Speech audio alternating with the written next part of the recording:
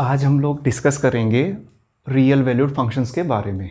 Real valued function ये वास्तविक मान फलन। अब ये रियल वैल्यूड फंक्शन क्या है, तो डेफिनेशन लिखी है मैंने कि ऐसा फंक्शन जिसका डोमेन और रेंज या तो रियल होता है या रियल का सबसेट होता है, उनको रियल वैल्यूड फंक्शंस बोलते हैं।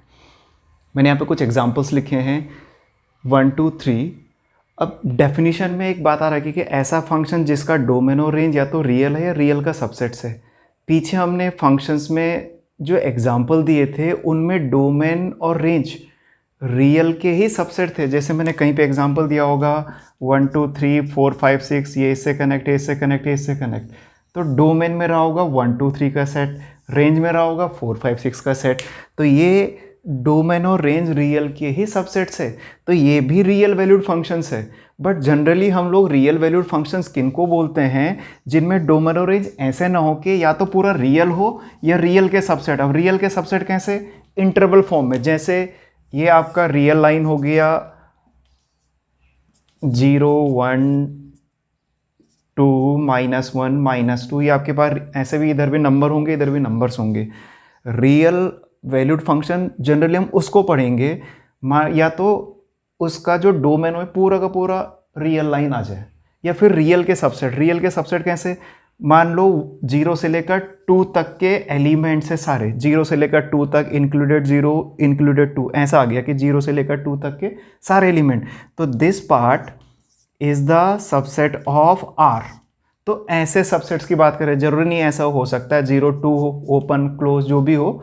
तो ऐसे सबसेट्स की बात करते हैं हम जनरली रियल वैल्यूड फंक्शंस के लिए। मतलब जो हमने पीछे पढ़े थे वो भी रियल वैल्यूड फंक्शन है, बट जनरली हम ऐसे फंक्शंस को बोलते हैं रियल वैल्यूड फंक्शन जिसका डोमेन या तो पूरा का पूरा आर हो या आर के ऐसे सबसेट्स हो जो इंटरवल फॉर्म में होते हो। तो इस बात का आपने ध्यान रखना है। तो मैंने कुछ एग्जाम्पल्स लिखे हैं कि ये रियल वैल्यूड फंक्शंस है, इसका डोमेन आर लिखा है, ये आर लिखा है, यहाँ भी आर लिखा है, यहाँ आर लिखा है। अच्छा, यहाँ इतना लिखा है तो ये देखो इंटरवल फॉर्म में है, ये इंटरवल फॉर्म में है। तो डोमेन और रेंज अगर रियल है या रियल के सबसेट्स है तो हमने उसको रियल वैल्यूड फंक्शन बोलना है। तो ये समझ गया आप डोमेन और रेंज कैसे देखना है रियल वैल्यूड फंक्शंस का। तो मैंने लिख दिया कि f अगर a से b में कोई रियल वैल्यूड फंक्शन है, रियल वैल्यूड फंक्शन तभी होगा जब a और b या तो रियल होंगे या रियल के सबसेट्स होंगे। तो यहाँ पे f का डोमेन क्या होगा? डोमेन और रेंज आपने 11 में पढ़ लिया है, बट थोड़ा बहुत यहाँ मैं थोड़ा एक्सप्लेन कर देता हूँ जो यहाँ रियल वैल्यूड फंक्शंस में काम आएंगे जितने फंक्शंस। तो डोमेन क्या होता है किसी रियल वैल्यूड फंक्शन का? किसी रियल वैल्यूड फंक्शन का डोमेन होता है x की वैल्यू जिसके लिए fx रियल होता है, ये तो डोमेन हो गया। और रेंज होता है कि x को आपने वैल्यूज़ दी और वैल्यूज़ देने के बाद जो fx की वैल्यू निकल के आती है दैट विल बी रेंज। यहाँ पे मैंने फंक्शंस लिखे हैं, डोमेन और रेंज लिख रहा हूँ मैं यहाँ पे। fx = 3x + 5 पे आते हैं। यहाँ पे सोचो x को आप क्या क्या वैल्यू दे सकते हैं कि fx रियल आएगा। तो क्या क्या का मतलब हम कोई भी रियल वैल्यू दे सकते हैं x को, कोई भी वैल्यू दे सकते हैं। कोई भी वैल्यू मतलब कोई भी रियल वैल्यू। अगर मैं कोई भी रियल वैल्यू दे सकता हूँ x को जिससे fx रियल आए तो इसका डोमेन r हो जाएगा। ठीक, यहाँ पे देखते हैं फिर fx = 4 + x²। x को मैं यहाँ पे क्या क्या वैल्यू दे सकता हूँ कि fx रियल आए। तो यहाँ पे मैं x को यहाँ पे मैं कुछ भी वैल्यू दे सकता हूँ, x हमेशा रियल आएगा। ऐसे यहाँ पे x को मैं कुछ भी वैल्यू दे सकता हूँ तो fx हमेशा रियल आएगा। इस केस में मैं x को कुछ भी वैल्यू दूंगा तो fx रियल नहीं आएगा। आपने पढ़ रखा है कि अंडर के अंदर अगर नेगेटिव क्वांटिटी बन गई तो that will be not real. तो यहाँ पे हम x को अगर यहाँ से यहाँ तक की वैल्यू देते हैं तभी इसने रियल आना है, मतलब -2 से लेकर 2 तक। अगर ये वैल्यू देंगे तो अंडर के अंदर पॉजिटिव क्वांटिटी बनेगी और इसको छोड़ के कोई और वैल्यू देंगे तो रियल नहीं होगा। तो इसका मतलब x की इन वैल्यूज़ के लिए fx रियल है, इसलिए ये डोमेन हो जाएगा fx का। ये मॉड्यूलस ऑफ x - 2 है, तो यहाँ पे आप x को कुछ भी दे सकते हैं, इसका डोमेन भी r हो जाएगा। और एक है fx = sin x, यहाँ पे x को आप कुछ भी देंगे तो साइन हमेशा डिफाइन होता है, साइन सारी रियल वैल्यूज़ के लिए डिफाइन है। तो इन फंक्शंस के मैंने डोमेन लिख दिए जनरली। अब रेंज पे आते हैं। इसका रेंज, अगर डोमेन क्या है इसका r, मतलब x को कोई भी रियल वैल्यू दो तो देखो fx कितना आता है। तो x को अगर मैं कोई भी रियल वैल्यू दूंगा एफ एक्स भी रियल आएगा, तो इसका डोमेन हो जाएगा are.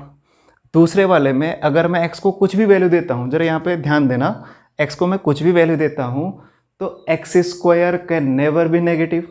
If X square can never be negative then minimum value of X square will be 0। If X square is 0 then F x equal to 4, मतलब F x की value 4 हो गई। अब सोचो एफ एक्स की value क्या 4 से कम हो सकती है? तो एफ एक्स की वैल्यू 4 से कम कभी नहीं हो सकती। तो यहाँ पे इस फंक्शन की सबसे छोटी वैल्यू हो गई 4, और बाकी x को मैं वैल्यू देते रहूँगा तो 4 से ऊपर बढ़ता रहेगा। मतलब इस फंक्शन की सबसे छोटी वैल्यू हो गई 4 और बाकी 4 से आगे, तो इसका डोमेन हो जाएगा 4 टू इन्फिनिटी। ओके, इस केस में 4 माइनस एक्स स्क्वायर के केस में x को मैं कुछ भी वैल्यू दूंगा, एक्स स्क्वायर हमेशा पॉजिटिव आएगा। अब एक्स स्क्वायर हमेशा पॉजिटिव आएगा तो एक्स स्क्वायर की मिनिमम वैल्यू 0 होगी। अगर एक्स स्क्वायर की मिनिमम वैल्यू 0 है तो उस केस में एफ एक्स 4 आएगा और बाकी वैल्यू 4 से कम होती रहेगी। तो इसका जो रेंज होगा वो माइनस इन्फिनिटी टू 4 होगा, 4 इंक्लूडेड होगा, माइनस इन्फिनिटी नहीं। यहाँ पे इसका रेंज होगा, अगर आप ये वैल्यूज़ देंगे एफ एक्स को तो इसने 0 और 2 के बीच में ऑसिलेशन करना है, 0 और 2 के बीच में चलता रहेगा है, तो इसका रेंज हो जाएगा 0 टू 2। ये है modulus of x minus 2। Modulus कभी भी नेगेटिव नहीं होता है और कभी भी नेगेटिव नहीं होता, तो सबसे छोटी मॉड्यूलस फंक्शन की वैल्यू सबसे छोटी होती है 0 और बाकी 0 से आगे बढ़ता रहेगा, तो इसका रेंज हो जाएगा 0 टू इन्फिनिटी। लास्ट है F x equal to sine X. आपने साइन एक्स की प्रॉपर्टीज़ पढ़ी है, तो साइन एक्स में आपने पढ़ा है कि साइन की सबसे छोटी वैल्यू -1 होती है और सबसे बड़ी वैल्यू 1 होती है, तो इसका जो रेंज होगा -1 और 1 के बीच में। तो ये आपके पास कुछ रियल वैल्यूड फंक्शंस हो गए। इस पे ज़रा ध्यान देना, 4 माइनस एक्स स्क्वायर में ऐसा है, मान लो यहाँ पे 9 माइनस एक्स स्क्वायर होता तो ये -3 टू 3 होता डोमेन और रेंज होता 0 टू 3। मान लो यहाँ पे 5 होता, 5 माइनस एक्स स्क्वायर, तो डोमेन होता -√5 टू √5 और रेंज होता 0 टू √5। तो ये कुछ रियल वैल्यूड फंक्शंस के एग्जाम्पल्स और उनके डोमेन और रेंज भी लिख लिए मैंने। अब क्वेश्चन आता है कि रियल वैल्यूड फंक्शंस में, जो कल आपको मैंने एक्सप्लेन किया होगा कि रियल वैल्यूड फंक्शंस के लिए एरो डायग्राम से आपने 1 1 ऑन 2 नहीं प्रूव करना। कैसे प्रूव करना है 1 1 ऑन 2? तो यहाँ पे लिखा है मैंने कि रियल वैल्यूड फंक्शंस के लिए 1 1 कैसे प्रूव करना है। तो फॉर 1 1 डेफिनेशन क्या थी कि पहले सेट के डिफरेंट एलिमेंट की डिफरेंट इमेज बनती है, तो फंक्शन 1 1। अब वर्किंग रूल क्या है, आपने क्या करना है, सबसे पहले लेके चले जाओ for every x1 x2 belongs to ये, x1 x2 बिलोंग्स टू ये, मतलब पहले सेट के एलिमेंट ले लिए मैंने। अज्यूम करो कि दोनों एलिमेंट डिफरेंट है, ये जनरल एलिमेंट है, अज्यूम करो कि both are different, then prove that their images are also different. अगर ऐसा प्रूव कर दे तो 1 1 हो गया। एग्जाम्पल लिखा है मैंने यहाँ पे, दूसरी बात पे बाद में आते हैं। ये लिखा है मैंने कि ये फंक्शन है, इसको 1 1 भी और ऑन टू भी प्रूव करो। तो 1 1 के लिए क्या लिखना आपने, for every x1 x2 belongs to first set यहाँ पे R है, मैंने लिखा यहाँ पे let x1 is not equal to x2। अगर x1 x2 इक्वल नहीं है तो मेरा टारगेट है fx1 is not equal to fx2। अगर x1 x2 इक्वल नहीं है तो देयरफॉर मेरा टारगेट है ऐसा लाना। अगर ये इक्वल नहीं है तो दोनों को अगर मैं 3 से मल्टीप्लाई करूँगा तो तब भी इक्वल नहीं आएंगे। भाई अगर ये 5 है, 10 है, दोनों को मैं 3 से मल्टीप्लाई करूँगा तो ये दोनों डिफरेंट होंगे, तो तब भी ये इक्वल नहीं आएगा। दोनों में अगर मैं सेम क्वांटिटी ऐड भी कर देता हूँ, दोनों में मैंने 5 ऐड कर दिया, तो तब भी इक्वल नहीं आएगा। और इतने को लिख सकता हूँ मैं fx1 is not equal to fx2। तो हम क्या लेके गए, डिफरेंट एलिमेंट बता दिया कि ये डिफरेंट इमेजेस है। आपको ये भी समझ में आएगा कि मैंने ऐसे ही क्यों किया, 3 से मल्टीप्लाई क्यों किया, 5 ही क्यों ऐड किया, क्योंकि आपको ऐसा बनाना है। तो ऐसे करना आपने 1 1 प्रूफ। अगला पार्ट इसी में ऑल्टरनेट मेथड भी यहाँ पे, एक तो ये है कि डिफरेंट एलिमेंट की डिफरेंट इमेज, तो डायरेक्ट डेफिनेशन बेस्ड हो गई। दूसरा है assume fx1 equal to fx2 then prove that x1 equal to x2। जरा इस पे समझते हैं। आपने अज्यूम करना है fx1 इक्वल टू fx2।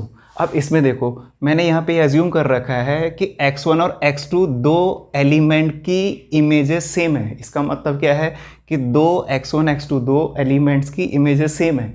अब अगर दो एलिमेंट की इमेजेस सेम होगी तो फंक्शन 1 1 नहीं होगा 1 1 की डेफिनेशन से। तो फिर आपको ये प्रूव करना है कि वो दोनों एलिमेंट डिफरेंट नहीं हो, दोनों एलिमेंट सेम है, मतलब डिफरेंट एलिमेंट की डिफरेंट इमेज, पहला मेथड। दूसरा मेथड क्या है, if images are different, if images are same, if images are same then prove that element should be same। अगर इमेजेस सेम है तो प्रूव करो कि वो एलिमेंट भी क्या है, एक ही है। इसको प्रूव करने के लिए क्या है, ऑल्टरनेट मेथड भी यहीं पे कर लेता हूं मैं। ऑल्टरनेट मेथड वही लिखना आपने, for every x1 x2 belongs to R let, इस बार क्या करना आपने, लेट ऐसा लिखना है, fx1 लेट fx1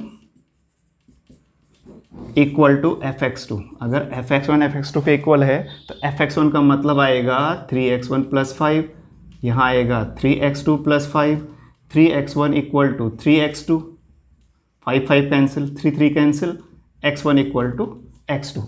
तो आपने लिया ये दोनों इक्वल, बता दिया ये दोनों इक्वल। अगर ऐसा है तब भी फंक्शन 1 1 है। दो तरीके 1 1 प्रूव करने के, एक ही है एक ही है। ज़्यादातर इस मेथड का यूज़ करना है, मतलब अगर दो इमेजेस सेम हैं एलिमेंट्स की तो प्रूव करो कि दोनों एलिमेंट भी सेम है। तो ज़्यादातर हमने इस मेथड का ही यूज़ करना है। तो 1 1 प्रूव करना, आगे आपको डिफरेंट एलिमेंट की डिफरेंट इमेज, एक तरीका ये है। और if same images then prove that element should be same. Okay, अगला ऑन टू कैसे प्रूव करना है किसी रियल वैल्यूड फंक्शंस का। तो ऑन टू के लिए आपको बताया होगा कि सेकेंड सेट के सारे एलिमेंट के लिए पहले सेट में एलिमेंट बनते हैं ऑन टू की डेफिनेशन से। अगर यहाँ पे समझ में नहीं आया तो पीछे वाला पार्ट देख सकते हैं आप लोग। For every elements of second set there exist some elements in first set. Second set के सारे एलिमेंट के लिए पहले सेट में एलिमेंट बनते हैं। यहाँ एक बात और बताई हुई, अगर फंक्शन ऑलरेडी 1 1 है तो सेकेंड सेट के सारे एलिमेंट के लिए पहले सेट में यूनिक एलिमेंट बनेंगे। ये भी बता रखा आपको, ध्यान देना। अब वर्किंग रूल कैसे ऑन टू प्रूव करना है। तो हमारे पास fx रहेगा x के टर्म में, देखो यहाँ पे fx x के टर्म में, put fx equal to y, fx की जगह y लिख देना है, y की वैल्यू x के टर्म में आ जाएगी, find out x in terms of y, और तब ऐसे लिख देना है जैसे यहाँ पे लिखा है। For example f is onto के लिए क्या है, फ्रॉम फर्स्ट से क्या हो जाएगा, fx की जगह लिख देंगे हम y equal to 3x plus का 5, y की वैल्यू x के टर्म में, x की वैल्यू y के टर्म में निकालना, तो उम्मीद है आपको आ जाएगा 3x equal to y minus 5, तो x equal to y minus 5/3, equation number 2। अब यहाँ तक आ गया आपके पास, फंक्शन ऑलरेडी आपने 1 1 प्रूव कर रहा है। तो इससे आपने कैसे लिखना है, इसके बाद ये लाइन लिख देनी है आपने। अब इस लाइन का मतलब क्या है, तो मैंने आपको बताया होगा एरो डायग्राम से आपने रियल वैल्यूड फंक्शंस नहीं करने हैं, बट मैं आपको एक्सप्लेन कर रहा हूँ एरो डायग्राम से कि इन लाइन का मतलब क्या है। तो थोड़ी देर के लिए देख लो, इधर भी r होगा इधर भी r होगा, समझने के लिए ये बनाना नहीं है आपने, ये x की वैल्यू ये y की वैल्यू। रेंज ऑन टू का मतलब सेकेंड सेट के सारे एलिमेंट कनेक्टेड होंगे, इधर का कोई भी एलिमेंट नहीं छूटना चाहिए, इधर सेट ऑफ रियल नंबर है। अब यहाँ तक पहुँच गया आप लोग, ये इधर y की वैल्यू होगी इधर x की वैल्यू होगी। तो हमने कैसे चेक करना है कि ऑन टू है या नहीं है। आप देखो यहाँ पे वैल्यू दो, कोई भी रियल वैल्यू, मान लो मैं सोच रहा हूँ कि यहाँ 5 ऐसा नंबर है जो छूट रहा है, तो यहाँ पे y की जगह 5 रखो, तो 5 माइनस 5/3 0/3, तो x की वैल्यू 0। इसका मतलब यहाँ 5 के लिए इधर 0 है, इधर 5 के लिए इधर 0 है। मान लो मैं सोच रहा हूँ 20 छूट रहा है, 20 इधर का 20, तो इसमें y की जगह 20 रखो, तो 20 माइनस 5 15/3, तो इधर इस 20 के लिए 5 होगा। तो आपके दिमाग में चल रहा होगा अगर इधर का कोई भी एलिमेंट छूट रहा है तो आप यहाँ पे उसको रख के देखो तो आपको उसके लिए इधर एलिमेंट मिलेगा। इसका मतलब क्या हुआ कि इधर का कोई एलिमेंट नहीं छूटेगा, कोई एलिमेंट नहीं छूटेगा मतलब उसके लिए एलिमेंट बन रहे हैं इस इक्वेशन से, इक्वेशन नंबर 2 से। जब इधर का कोई एलिमेंट नहीं छूट रहा होगा, एक बार और सोच लो, मैं सोच रहा हूँ 0 छूट रहा है, तो y की जगह 0 रखो, तो 0 के लिए इधर बन जाएगा -5/3, -5/3 रियल नंबर होता है। तो इसका मतलब इधर का कोई एलिमेंट नहीं छूट रहा, अगर इधर का कोई एलिमेंट नहीं छूट रहा तो फंक्शन क्या हो जाएगा, ऑन टू हो जाएगा। तो यहाँ पे क्या लिख देना है, हेयर सीधे लिख देना था आपने, ये बातें ध्यान रख लेना। For every y belongs to second set यहाँ पे r है, देयर एग्जिस्ट, क्योंकि फंक्शन 1 1 है तो यहाँ पे यूनिक वर्ड डाल देना, there exist unique x belongs to r which are given by equation second. इससे दे रहे हैं हम लोग इसको। और ये मैंने एक्सप्लेन करने के लिए बनाया था, आपने ऐसा कुछ नहीं करना है। ऐसा हो गया, इसलिए फंक्शन क्या हो गया, ऑन टू हो गया। तो आप समझ गए होंगे यहाँ पे रियल वैल्यूड फंक्शंस क्या है। रियल वैल्यूड फंक्शन के लिए 1 1 ऑन टू कैसे प्रूव करना है, यहाँ पे ये बात समझ में आ गई होगी। एक छोटा सा एग्जांपल फटाफट मैं आपको और बता देता हूँ कि अगर आपके पास आता है इस फंक्शन के लिए, इस फंक्शन के लिए f such that r2r given by f x equal to 4 plus x square, इसके लिए चेक करो कि 1 1 है या नहीं है। तो ये फंक्शन ना तो 1 1 होगा ना ऑन टू होगा। कैसे नहीं होगा मैं आपको नेक्स्ट पार्ट में समझाऊंगा कि कैसे किसी फंक्शन को हम देख के आइडिया लगा सकते हैं कि 1 1 है या ऑन टू है। फिलहाल इसके लिए देख लेते हैं, ये फंक्शन ना तो 1 1 है ना ऑन टू है। जैसे आपके लिए आएगा कि प्रूव करो 1 1 है या नहीं है, तो f इज़ नॉट 1 1, f 1 1 नहीं है, या ऊपर लिख दिया मैंने, कोई दिक्कत नहीं है, 1 1 नहीं है। तो इसका मतलब 1 1 कब नहीं होगा, जब दो एलिमेंट की सेम इमेज बनेगी। तो दिखा दो यहाँ पे दो एलिमेंट की सेम इमेज। तो देखो रियल नंबर में 1 और -1 दो डिफरेंट एलिमेंट होंगे, और 1 की इमेज भी 5 आएगी, x की जगह 1 रख के देखो, और x की जगह -1 रख के भी देखेंगे तब भी 5 आएगा। तो यहाँ पे क्या लिख लोगे, since 1 -1 belongs to r but f1 equal to f 1 -1 belongs to r, 1 is not equal to -1 but f1 equal to f -1 equal to same है, मतलब दोनों सेम है, ऐसा लिख दो, छोड़ो दोनों 5 के इक्वल अगर आप लिखना चाहेंगे तो इक्वल टू 5। तो यहाँ पे आ गया दो डिफरेंट एलिमेंट बट दोनों की इमेज सेम। अगर डिफरेंट एलिमेंट की सेम इमेज है तो फंक्शन 1 1 नहीं है। ऑन टू क्यों नहीं है, f is not onto, f is not onto. तो थोड़ा बहुत मैंने आपको ऑन टू में ये भी बताया था कि ऑन टू फंक्शन के लिए आपको ये बताया होगा रेंज इक्वल टू कोडोमेन होना चाहिए ऑन टू फंक्शन के लिए, ऐसा कुछ बताया होगा आपको। तो यहाँ पे देखो इसका रेंज r है और कोडोमेन का मतलब सेकेंड सेट, और सॉरी इसका जो कोडोमेन है वो r है, और इसका 4 प्लस एक्स स्क्वायर का अगर आपने रेंज देखा है तो 4 टू इन्फिनिटी है।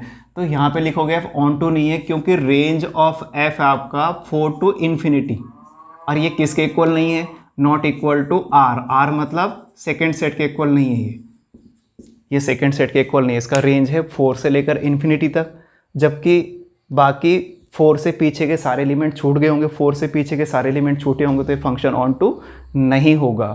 तो ऐसे करके कर सकते हैं आप लोग के फंक्शन जो 1 1 नहीं है, ऑन टू नहीं है, उसको आप एक एग्जांपल देके कर सकते हो। आप जनरल वे में भी कर सकते हो, बट ज़्यादा बढ़िया है कि जो नहीं है उसके लिए एक एग्जांपल दे दो, और जो है उसको जनरल वे में प्रूव करो। तो ये पार्ट आपको समझ में आ गया होगा। इसमें अगर आपको दिक्कत है तो अब नेक्स्ट में डिस्कस करूँगा मैं कि कैसे हम डिसाइड करेंगे फंक्शन देख के कि 1 1 है या ऑन टू है। तो उम्मीद आपको ये पार्ट समझ में आया होगा। आज के लिए इतना ही।